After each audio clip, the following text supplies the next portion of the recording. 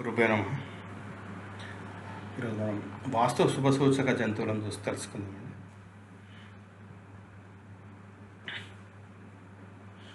ఇంటిలో ఈ జంతువులు కీటకాలు ఎక్కడి నుండో వచ్చి పడితే మీరు త్వరలో ధనవంతులు అవుతారు.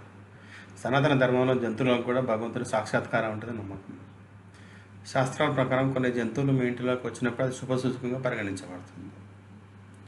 జ్యోతిష శాస్త్ర ప్రకారం ఈ 5 జంతువులు ఏదైనా ఒకటి మీ ఇంట్లో ప్రవేశిస్తుంది ధన లాభానికి సూచన.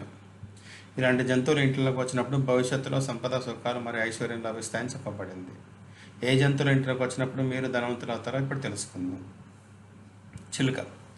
శకున శాస్త్ర ప్రకారం ఇంటిలో చిలుక అకస్మాత్తుగా వచ్చి వెళ్ళిన శుభసూచకం.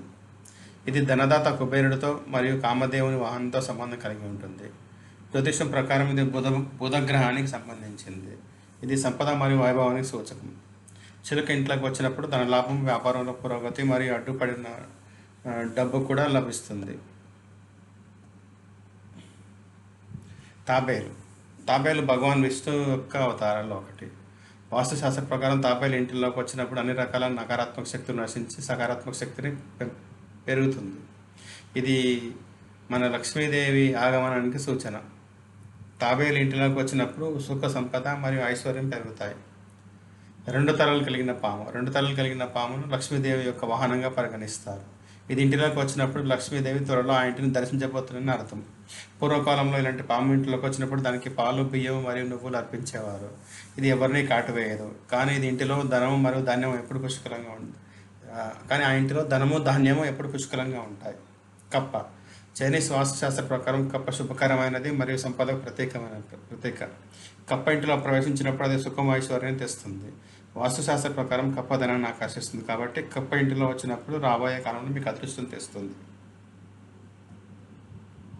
నల్లచీమలు. జ్యోతిషశాస్త్ర ప్రకారం నల్లచీమలు శనిదేవునితో సంబంధం కలిగి ఉంటాయి. అతడు న్యాయదేవత. ఇంటిలో చీమలు వరుసగా వస్తున్నట్లయితే సుఖం మరియు ఐశ్వర్యానికి సూచన. ముఖ్యంగా చీమలు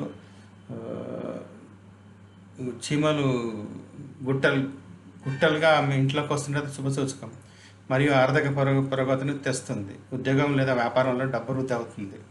ఈ జంతువులు మీ ఇంట్లోకి వచ్చినప్పుడు వాటిని హాని చేయకుండా జాగ్రత్తగా చూసుకోండి. ఇవి మీ జీవితంలో అదృష్టం మరియు సంపదను తీసుకొస్తాయి. ధన్యవాదాలు.